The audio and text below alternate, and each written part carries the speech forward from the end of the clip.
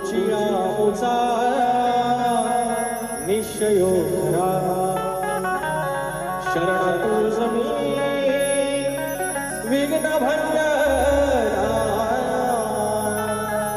हे दयानिधे श्री गजानना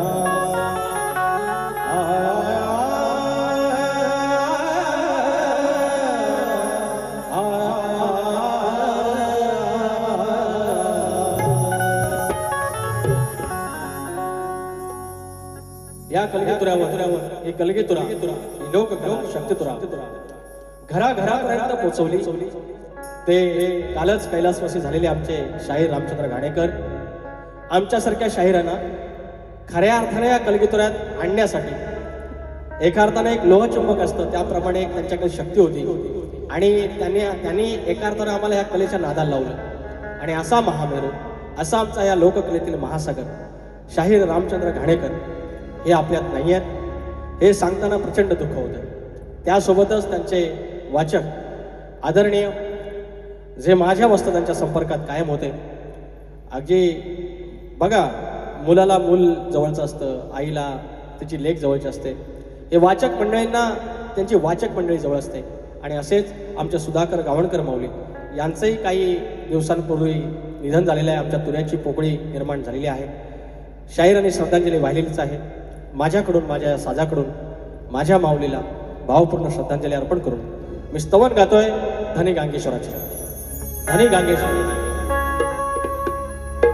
ज्याची बहीण विठलाई तिला इटलाई म्हणतात आज घेतली तो भेटायला भाव तिकडे जातो आणि माझी पण विठलाई आमच्या कॅळंब्यातली माझी कुलदेवता पण विठलाई हे काही गोष्टीची नाती असतात. आणि धनी गांगेश्वर जो शिवशंभूचा अवतार आणि माझा तुऱ्याचा साज माझा मालक शिवशंकर आणि हे स्तवन आडवलीच्या त्या गाव रखवाल्याचं गाव रक्षण करण्याचं धनी गांगेश्वराचे चरण त्याच्या चरणाशी त्याच्या लेकरांच्या साक्षी.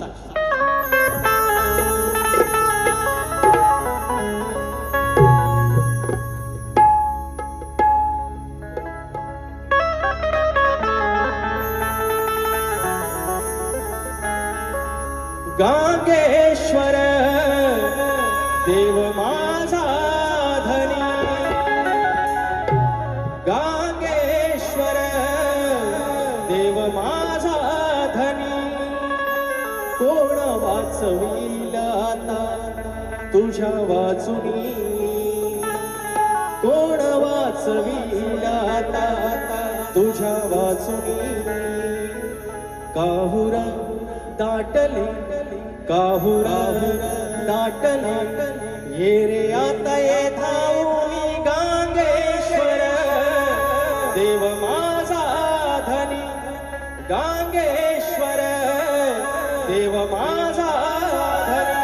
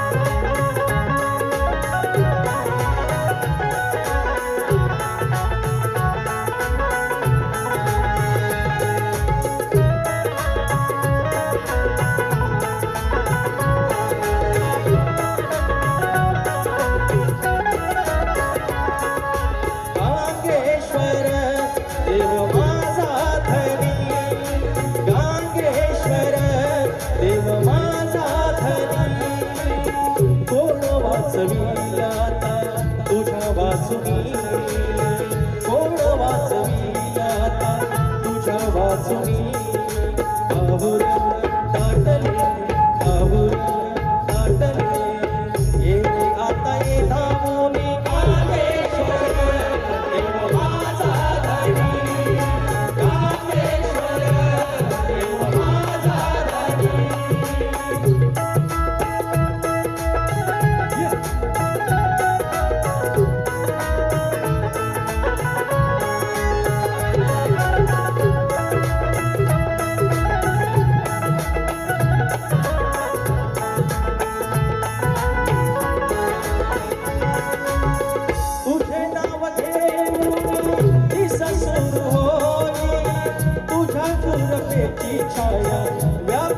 दिशादाई तुझ्या गोरुपेची छाया व्यापी दिशलाई तुझ्या गोरुपेची छाया व्यापी दिशलाई तुझ्यामुळे सारे घडून आले तुझ्यामुळे सारे घडून आले जीवनाचे सार्थक होऊन गेले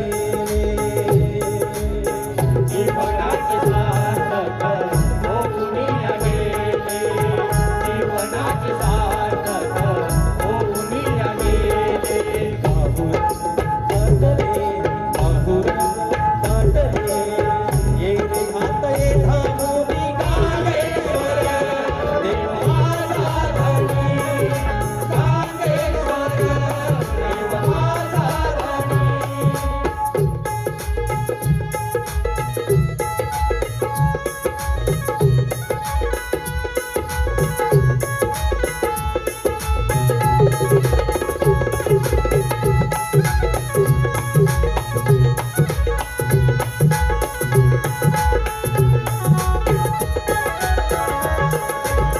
गावदेव आडवलीचा कैवारी दिनाचा आमच्या चरणासी माता आयुष्यभराचा त्यांच्या चरणाशी माता आयुष्यभराचा त्यांच्या चरणाशी माता आयुष्यभराचा चरणाशी जाता ते कवीत माता चरणाशी जाता ते कवीत माता करीतो हरक्षण देव अशी ज्याची गाथा करीतो हरक्षण देव अशी त्याची गाथा करीतो हरक्षण देव अशी त्याची गाथा बाहुर ताटले बाहुर ताटले ये आता गांगेश्वर देव माझा धनी गांगेश्वर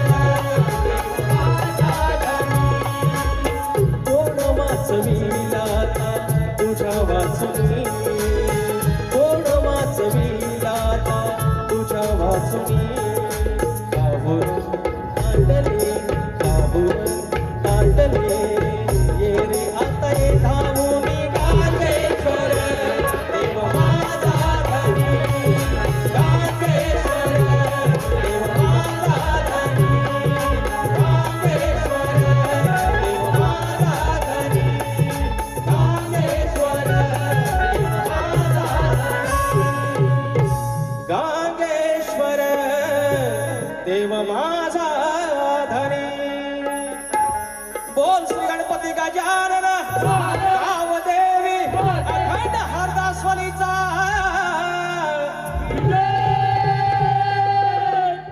अखंड बाबुरंगले घराण्याचा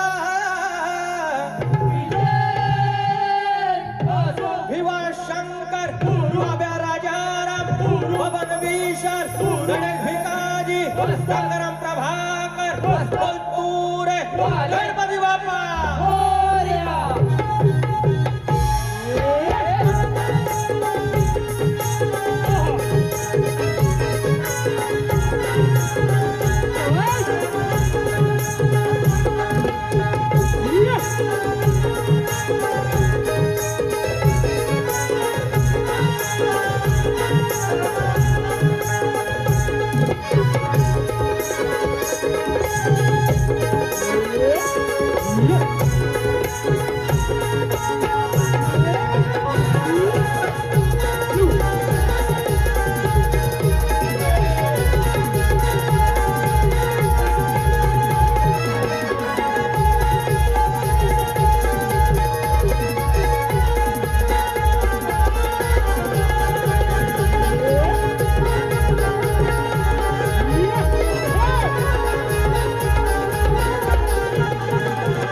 शीघ्रकवी वासू आणि आमच्या घराण्याचे यांचे मानसपुत्र आदरणीय भाऊ पवार यांचे शिष्य शाहीर बालपणी होत्या वाटण वळणी गणा माझ्या बालपणी होत्या वाटण वळणी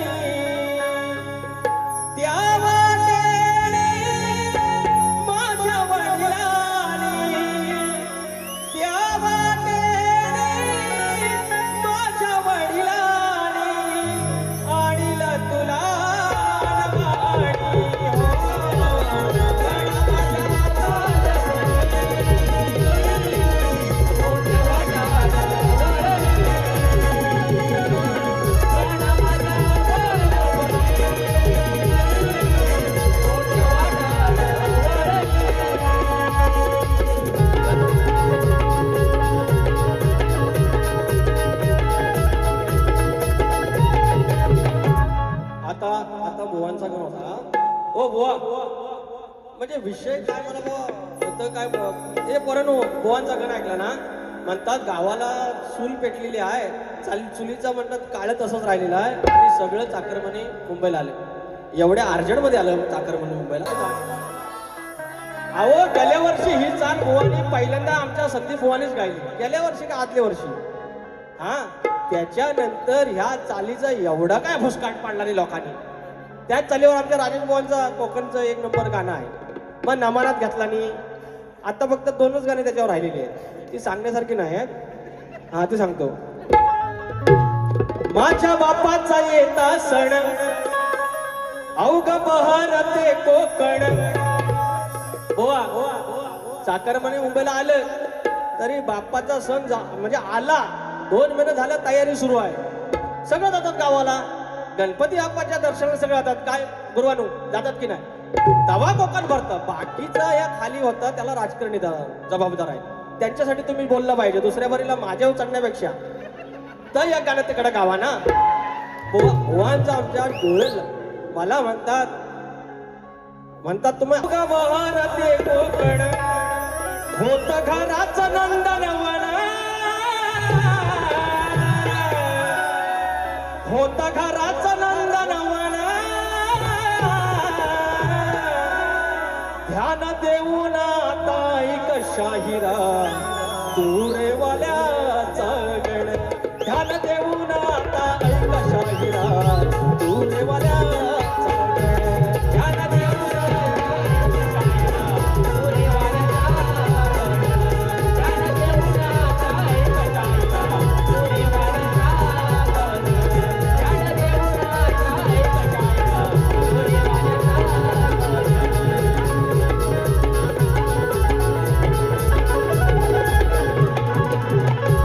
आणि आजच्या बारीचा गण, आजच्या बारी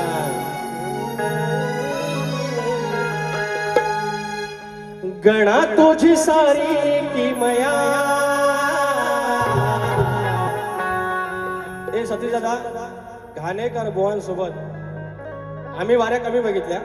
मी आणि संदेश आम्ही एकत्र जायचो बुवांच्या वारे बघायला, घाणेकर बुवांच्या. जेव्हा आम्ही हे सगळं शिकत होतो 2009 वगैरे, तेव्हा आम्ही सतीश दादांना बघायचो. या माणसाचं बारीक लक्ष ठेवा सगळं.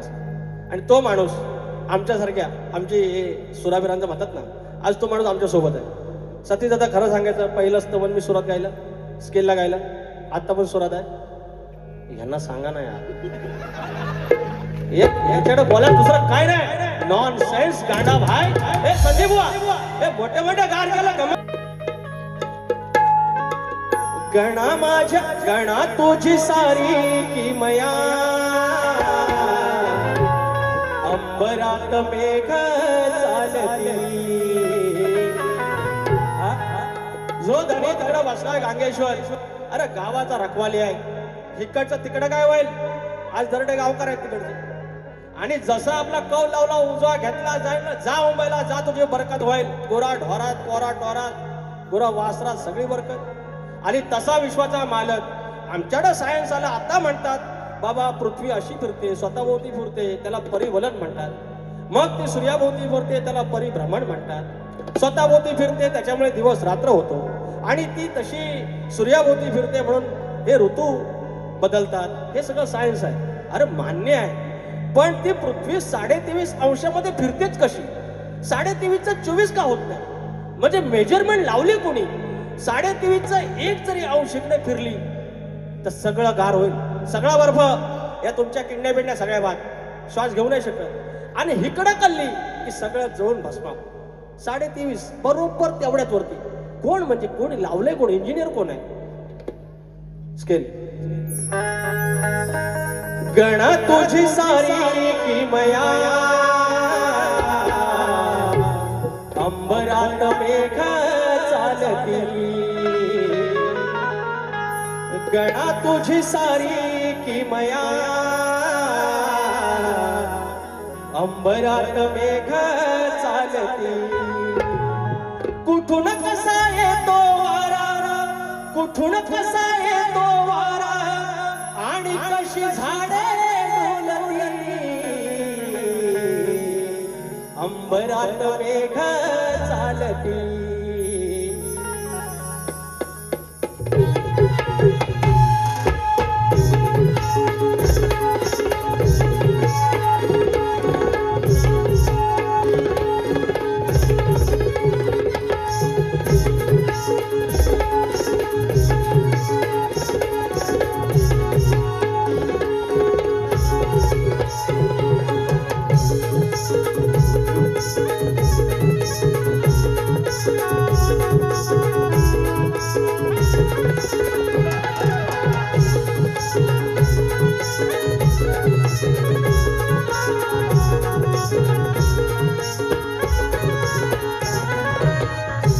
तुझी सारी किमया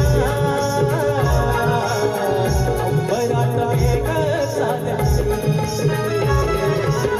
गणा तुझी सारी किमया अंबरात मेघ चालती कुठून कसा येतो वारा कुठून कसा येतो वारा आणि कशी झाडे डुलती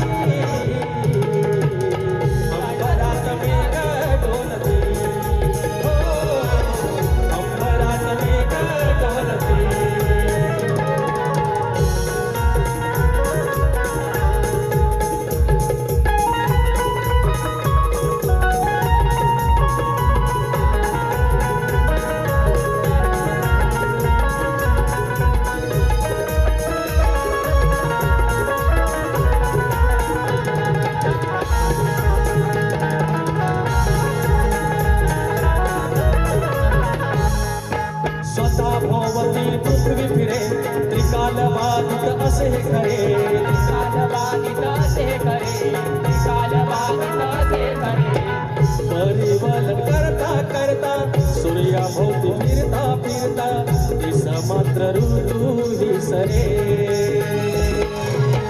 प्रदक्षिण घालून पुन्हा तिथे कसे डोके जुळती अंबरात मेघ चालती अंबरात मेघ चालती गणा तुझी सारी कमया अंबरात मेघ चालती गणा तुझी सारी किमया अंबरात मेघ चालती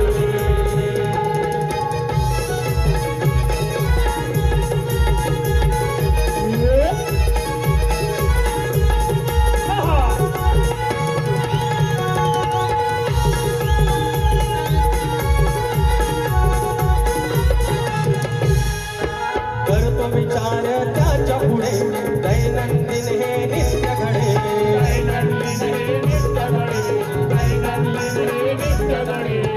गोड चालविता धनी सांगल का तुझ्या कोणी एक तोच चिंतामणी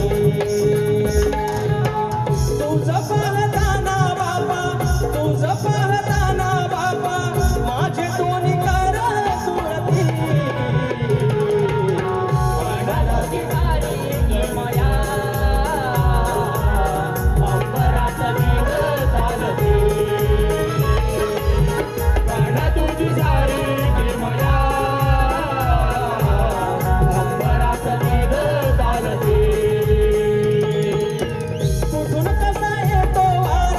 कुठून कसा येतो वारा आणि कशी झाडे डुलती अंबरात मेघ चालती अंबरात मेघ चालती गणा तुझी सारी किमया अंबरात मेघ चालती गणा तुझी सारी किमया अंबरात मेघ चालती गणा तुझी सारी किमया अंबरात मेघ चालती यानंतर गवळण आग स्वयंपाक करतो डाळ भात हजिऱ्या मिऱ्याची चटणी वाट जेवाला बघताना वाट याक्षा अगं जेवाला बघताना वाटलं यसार काय म्हणतोय बघा मी राधेला काय बोलणार नाही राधा माझी प्रेमाची आहे पहिल्यांदा आईला मी बोललेला जाय आणि आज म्हणून कुशीत घेणार म्हणजे घेणार 100% फक्त बघित राहायचं हा? हा? हा? उशीत काय कुशीत ना नाही बोलले उशीवर घेतो बोलले तू म्हणतो घे कुशीत नाही तर तुला घेतो उशीत यायला उशीत घेण्यासाठी मी एवढा लहान आहे बुवा तुमची उशी केवढी मोठी आहे? नाही खातो ही माझी राधा आहे एक मावशी आहे ही मावशी काय नाही खात हो फक्त मागते मऊ मऊ भात हो का का कारण कारण आहे त्याला कारण ही मावशी काय नाही खात हो फक्त मागते मऊ मऊ भात हो हिच कशानं पडलं दात हो हिच कशानं पडलं दात हो झोघात हो झाला कशानं झाला घात हो घात हो झाला कशानं झाला घात हो घात हो झाला कशानं झाला घात हो घात हो झाला कशानं झाला घात हो ही मावशी काय नाही खात हो मागते मऊ मऊ भात हो ही मावशी काय नाही खात हो मागते मऊ मऊ भात हो हिच कशानं पडलं दात हो हिच कशानं पडलं दात हो घात हो झाला कशानं झाला घात हो घात हो हिच कशानं झाला घात हो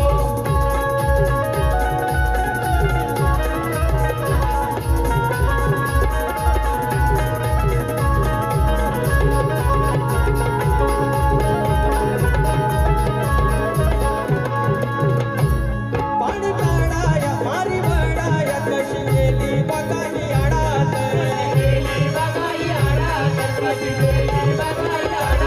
पाय घसरून बघा गेली तळाशी बुडात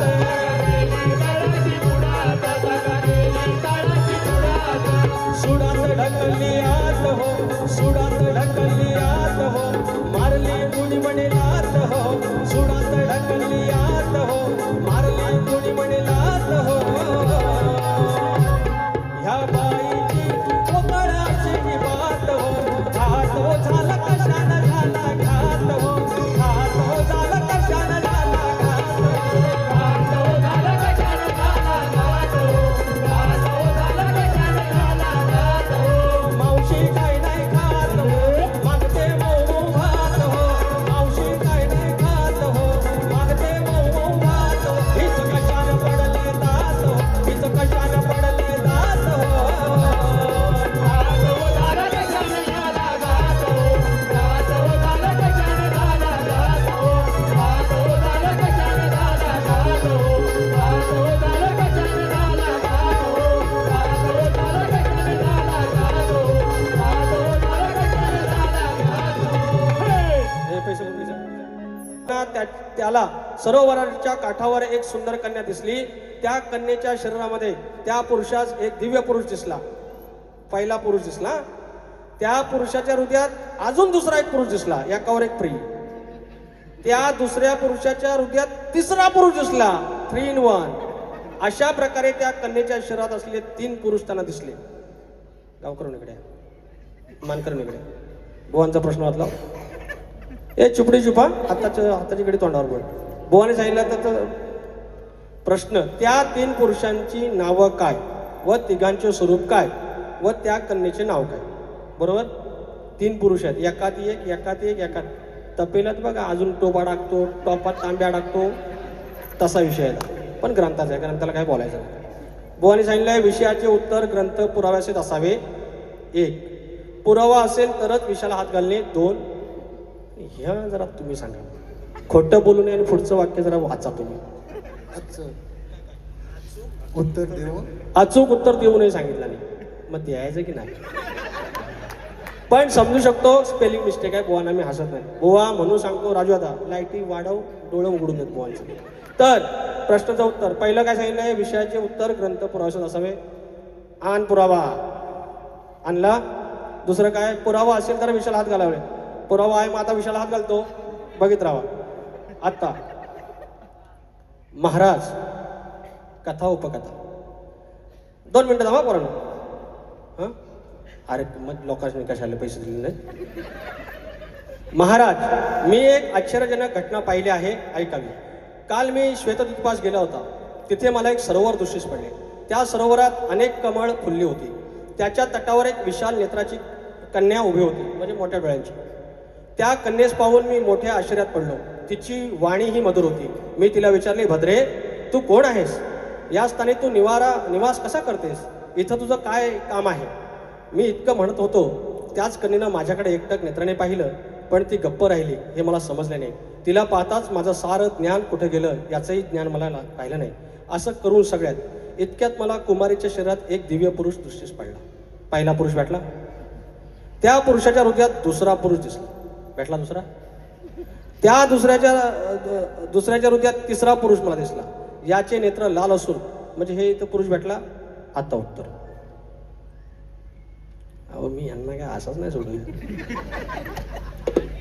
हा, थांबा 2 मिनिटं हो. आता माझ्या तरी जे आलेले नाहीत ना आडवलीकर आज, तर म्हणतील का मी बारीच गेलेलो नाही. हा, अरे सोन्यासारखा दिवस माझा गांगोबा पावला मला.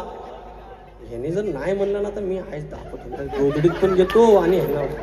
हा, तर तो त्रिकालज्ञानी कोण होता ते सांगतो. तर बुवा, तो त्रिकालज्ञानी म्हणजे नारद मुनी होता. त्यानंतर तुम्ही विचारताय की त्या 3 पुरुषांची नावे काय, तर त्यांची नावे ऐका. पहिल्या पुरुषाचे नाव होतं ऋग्वेद. ऋग्वेद ऋषी मधला ऋ, अर्धा ग, नंतर वेद, ऋग्वेद. त्याचं स्वरूप कोणतं, तर भगवान नारायणाचं ते स्वरूप होतं. तसेच तो अग्निमयी होता. त्यानंतर दुसरा पुरुष पाहिला, त्याचं नाव काय, तर दुसऱ्या पुरुषाचं नाव यजुर्वेद. हा, आणि मग त्या यजुर्वेदाचे स्वरूप काय होतं, तर यजुर्वेदाचे स्वरूप होते महाशक्तिशाली ब्रह्मदेवाचं होतं. त्यानंतर त्याच्या शरीरात जो तिसरा पुरुष पाहिला त्याचं नाव काय होतं, तर तिसरा होता सामवेद. मग त्या सामदेवाचं स्वरूप कोणाचं होतं, तर बुवा त्या सामदेवाचं नाव शंकराचं होतं, म्हणजे माझ्या बापाचं होतं, माझ्या मालकाचं होतं. आणि त्या सुंदर कन्येचं नाव काय होतं, तर मोरे बुवा. त्या सुंदर कन्येचं नाव होतं वेदांची माता म्हणजे सावित्री होय. म्हणून बुवा पहिला ऋग्वेद, यजुर्वेद, सामवेद. आणि त्यांचे स्वरूप काय होतं, ऋग्वेदाचं स्वरूप भगवान नारायण, यजुर्वेदाचं महाशक्तिशाली ब्रह्मदेवाचं, आणि सामवेदाचं स्वरूप म्हणजे भगवान शंकराचं.